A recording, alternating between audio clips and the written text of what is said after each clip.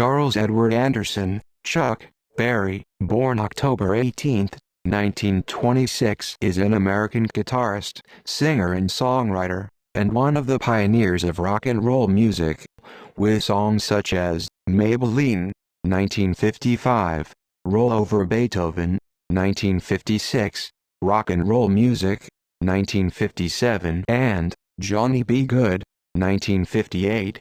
Berry refined and developed rhythm and blues into the major elements that made rock and roll distinctive, with lyrics focusing on teen life and consumerism and utilizing guitar solos and showmanship that would be a major influence on subsequent rock music.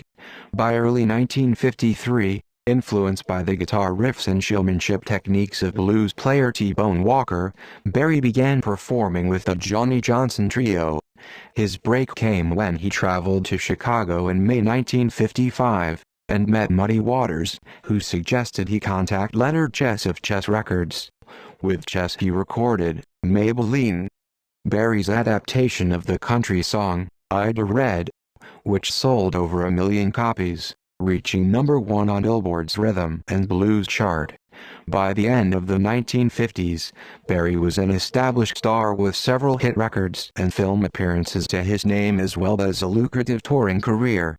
He had also established his own St. Louis-based nightclub, called Berry's Club Bandstand. But in January 1962, Berry was sentenced to 3 years in prison for offenses under the Mann Act. After his release in 1963, Berry had more hits in the mid-60s, including No Particular Place to Go, You Never Can Tell, and Nadine. By the mid-1970s, he was more in demand as a nostalgic live performer, playing his past hits with local backup bands of variable quality. In 1979 he served 120 days in prison for tax evasion.